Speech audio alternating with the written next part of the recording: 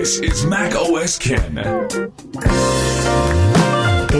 and VR and AirTag, oh my. It is Thursday, the 30th of December, 2021. I'm Ken Ray, and this is a special edition of Mac OS Ken, brought to you by yours truly and sponsored by Upstart. Fair and fast personal loans. Learn more and check your rate at upstart.com/macosken. This show is also supported by people like you, patrons through Patreon. Find out more and add your support at patreon.com/macosken.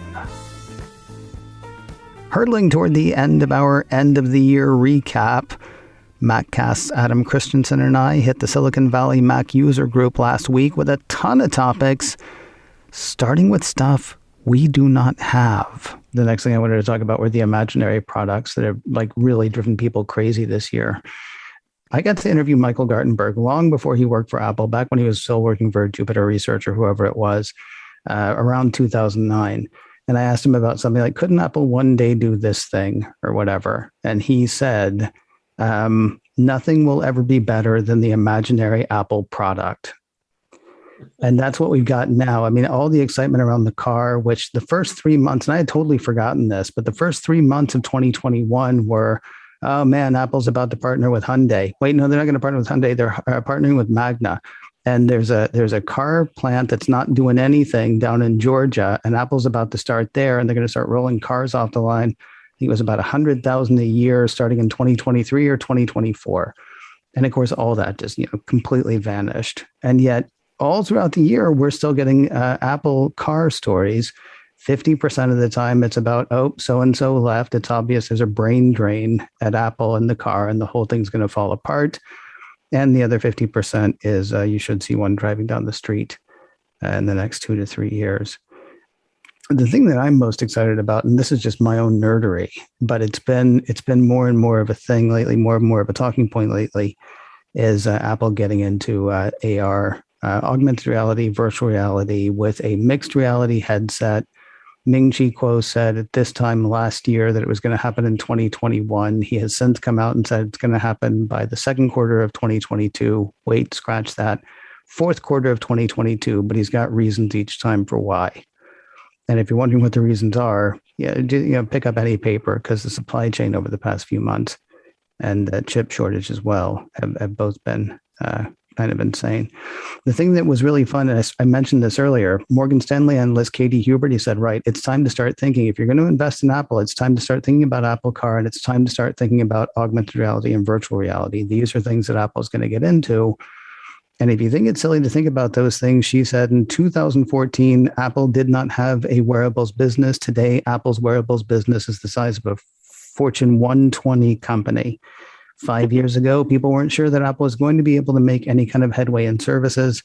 Their services segment is now a $70 billion annual revenue driver, doubling over the past 4 years. Of course, she would be the first to say what everybody says: past performance is not indicative of future results. But we know Apple is getting into a car, she says, and we know they're getting into augmented reality and virtual reality, and it's time to start thinking about that when you think about investing. I don't own any Apple shares. I'm just excited that she's excited enough about that to say, right, that's a real thing that's happening.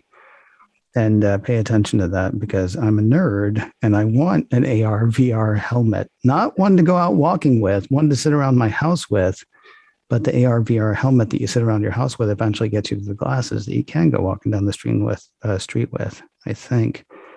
It's always kind of weird to me that other people don't get as excited about augmented reality and virtual reality as I do. And especially, or they don't get as excited about it as they do about the car. But I think it's because we all understand cars. Adam and I were talking earlier this week. He's not 100% certain what his use case would be for augmented reality. Yep. And I am not sure what my use case for augmented reality would be either, but I'm really excited about it. I mean, go back to when the first iPhone came out, there were so many people who were like, well, I don't need that. I just need my phone to make phone calls. I met somebody in 2016 who was very proud of the fact that she still only had a flip phone because all she needs her phone to do was to make phone calls. And otherwise, I mean, we all get the value, I think, of a smartphone. That to me is what AR is going to do for us at some point. We're not necessarily going to know why when we initially get it. But you look at things like there was a report about a month ago, I think, that said that Apple over the next 10 years would like to replace iPhone with augmented reality. You have Tim Cook saying things like augmented reality is going to be a thing where one day we're not going to understand how we lived without it, the same way today we don't understand how we live without a smartphone. It's all really exciting. I think it needs to get in the hands of developers. I think the AR, VR mixed reality thing is basically going to be, Adam actually had one of my favorite quotes years ago. We are Apple's test kitchen, but we're paying a ton of money to be Apple's test kitchen.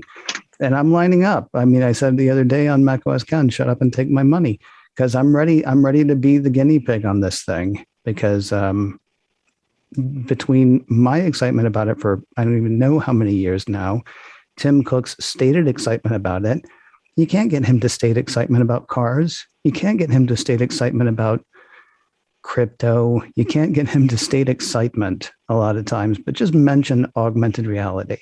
And that's the next minute of Tim Cook talking about how amazing that's going to be and how excited he is about it. And yet we haven't seen what Apple's going to do.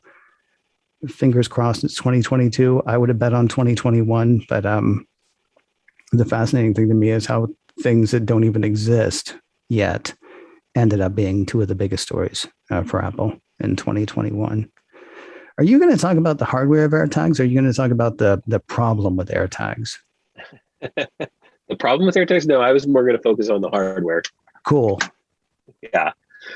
So, when we were talking about this, we kind of thought it was interesting to transition kind of from the more broad technology to the more personal technology. And arguably one of the most personal technologies that Apple introduced in 2021 was their AirTag. They're literally called personal item trackers. They, are for tracking your things like your keys or your wallet or, anything, your bag, anything you can actually attach them to. And they leverage another one of Apple's designed chips, the U1, which is their ultra wideband technology, which has cool things like the closer that you get to the item, you can actually really track the distance and the position. So that really aids in finding something like your keys. They have a built-in speaker. Interestingly, it's a product from Apple that actually includes a user replaceable battery. So you can actually open it up, put your battery in there. It leverages Apple's Find My network, which is really cool because it actually it uses a mesh network basically when you lose your device to take advantage of the billions of Apple devices that are out in the world to help you find your item again, right? It finds nearby Apple devices that are connected to the internet and, basically phones home in a secure manner that Apple has put together. So you can find your item that way. Also, if you happen to pawn somebody's lost AirTag item, you can use the NFC in your phone to tap it, and it can bring up the contact information so you can return it to your owner.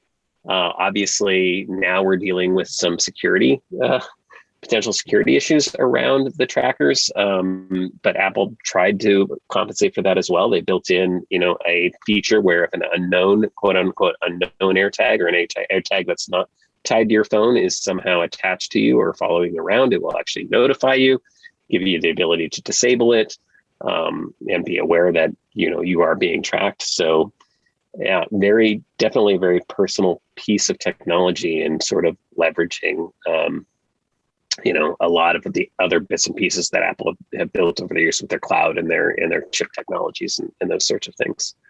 So that was another big item of 2021 from a hardware perspective. If we were doing this a week from now, I wonder if you might either change or add a HomePod Mini.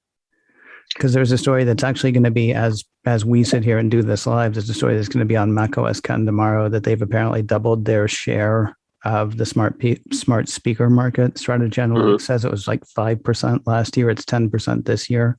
Wow. And everybody credits the $99 HomePod Mini because before that, Apple's smart speaker was $400. And it turns out you can get a bigger piece of the pie if you make the pie cheaper. I think Apple learned that with the iPod, right? Yeah. So they kept getting smaller and cheaper and more affordable to more people. I think feature set also really, really helps, right? I think they've really kind of expanded what you can do with HomePod, expanded Siri's capabilities and those sorts of things. I love my HomePods. I love my original HomePod, and I do definitely have a HomePod Mini. And some of the cool things like the NFC technology, the ability to, if I'm listening to a song on my HomePod, move my iPhone just over to it, and magically it transfers that song immediately to my iPhone, and then I can walk out the house and continue listening to my music. It's kind of just like one of those magical experiences that Apple was able to create with their hardware and software integration. And little things like that feel gimmicky, but they also, I think, sell products, right? It's just like, that's really cool. In a moment, a few honorable mention stories and spending time with Stillwater. But first, a word from Upstart. Fair and fast personal loans. Debt can feel like a long, dark tunnel. Upstart can be the light at the end of that. Whether it's paying off credit cards, consolidating high-interest debt, or funding personal expenses, over 1 million people have used Upstart to get a simple, fixed monthly payment with a clear payoff date. That's that light at the end of the tunnel I was talking about. Upstart looks at more than just your credit score, factoring in income and current employment. You can check your rate without impacting your credit score in minutes for loans between $1,000 to $50,000, and you can receive funds as fast as 1 business day after accepting your loan. Find out how Upstart can lower your monthly payments today when you go to upstart.com/macOSKen. UPSTART. That's upstart.com/macOSKen. Don't forget to use my URL to let them know I sent you. Loan amounts will be determined based on your credit, income, and certain other information provided in your loan application. Upstart.com/macOSKen. Really quickly, there were some honorable mention stories that we wanted to mention because the one thing that I was thinking about, like if you had gotten 2 other people up here to talk about this, there are other stories that would have been their most important for the year, the number one story for them for the year. Apple's move in the Racial Equity and Justice Initiative, I think, is huge for a number of cities around the country. And also their entrepreneur camps, where they're bringing people to Cupertino. Well, they're probably not bringing people to Cupertino now, but they're reaching out to marginalized communities and saying, yes, we're going to give you the kind of training that you might not have been able to have before. We're going to give you the kind of network that you might not have been able to have before. I'm thinking about the entrepreneur camps for women and entrepreneur camps for Black founders and things like that. That's huge. The epic Fortnite fight with Apple, both Adam and I were like, I can't. I can't. So we didn't. Fitness Plus, I mean, could be huge. And of course, the sentiment against Apple from various governments, both, here in North America and around the world is always fun to follow. The one thing that we both did want to talk about, though, to wrap up, was Apple TV Plus. And there's the little streaming network that could. Right? Yeah. I mean, it's tiny, and I know it doesn't have nearly the subscribers as others do, even though it costs less than most of the others without ads and without tracking you. I was kind of annoyed when, before they even officially announced Apple TV Plus, word was that they were going after content that would win awards. And I thought, well, that's shallow. And then I realized, well, no, that's how quality is recognized, by awarding it.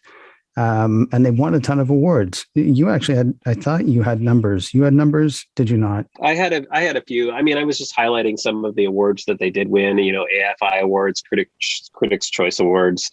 The biggest one, probably, especially since a lot of the content is TV content, 11 Emmy Awards they won this past year. I think you had the total numbers, but 7 alone for Ted Lasso, which was an incredible series, and actually won for Outstanding Comedy Series. Probably one of my favorite series on Apple TV Plus. But I think the point behind that is, like, I have found, I have all the streaming services. I have access to, HBO, I have Netflix, I have Amazon, I have Apple TV Plus, I have Hulu. And I find myself coming back to Apple TV's content over and over again, I think for the quality. Servant is a show that I got into. I love Dickinson. The movie content, the banker, the Tom Hanks Hitch thing, was wonderful. That I think it's called Hitch, Finch. right? I'm getting that right. Finch, sorry. Hitch is the Will Smith one, I think. Yeah, Finch, which was wonderful. And Greyhound, I thought was a great movie as well. And I hate to say that I have not seen Coda yet. I'm waiting to watch that with my daughter, who's a huge film buff, but she's just been too busy to sit down and watch it with me. So, and that also has won amazing accolades and awards. So, that focus on quality over quantity, I think, has served it very well. And I, again, personally find myself coming back to it, over and over again, not for its lack of content, but just because I keep just hearing great things about the shows that are on there. Yeah. According to Apple's press releases, and this, of course, will change over the next month because we're in award season now, 183 wins and 672 award nominations. That's across everything that they might have won an award for. That's what they won. That's what they're up for. Acting award nominations currently, Denzel Washington, Billy Crudup, Mark Duplass, Jennifer Aniston, nearly the whole cast of Ted Lasso, anytime there's anything they might win, and nearly the whole cast of Coda, which Adam just mentioned as well.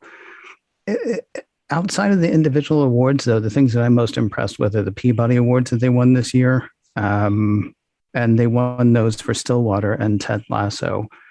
I feel like, in the same way that Adam feels like he should watch Coda, and so do I feel like I should watch Coda, that is, because I still haven't yet either. I really feel like I should watch all the kids stuff because they're doing a ton of kids programming, none of which is trying to sell you a toy. And the fact that they actually have a kids program, if you don't know what Stillwater is, it's based on a series of books, and it's about mindfulness, and it's about sort of calming yourself. And that's, most things that we aim at kids, it's a guy with a sword and somebody else with a laser, and they're all like running after each other and trying to save the world. And next week they'll do it again, right? Or tomorrow afternoon at 4:30 they'll do it again. And that they have a kids show that's all about making sure that you're emotionally okay. That's mind-blowing to me. And then, of course, Ted Lasso also won a Peabody. And I have sort of the same place in my heart for Ted Lasso that Adam has. But my favorite part is I have a friend who just got tired of listening to me talk about it. And then he watched it, and he was like, he was kind of embarrassed. He's like, it's made me better. I mean, he actually took some of what he had seen there and felt like he was being more kind to people. He was being more considerate of people. And when Tim Cook introduced Apple TV Plus, what he led off with was the phrase, "Great stories can change the world." And not everything they have is going to do that, but they have a few that are. And I know because my friend told me that it changed his. So that's kind of incredible. Hopefully Apple TV Plus is, the biggest story of 2022 as well. If they keep doing the same kind of quality content, that they keep doing the same kinds of stuff that really does have a good purpose, that'd be great to see. Tomorrow, we will wrap the week with a look ahead. 2 great questions from the Silicon Valley Mac user group, both with an eye on what's next. macOS Ken, brought to you by me and sponsored by Upstart. Fair and fast personal loans. Learn more and check your rate at upstart.com/macOSCan. This show is also supported by people like you, patrons through Patreon. Find out more and add your support at patreon.com/macOSCan.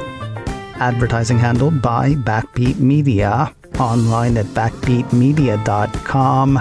You can reach me a couple of ways.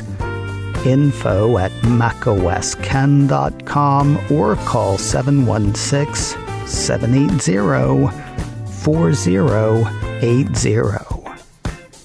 Until next time, that will do this special edition of macOS Ken. I'm Ken Ray.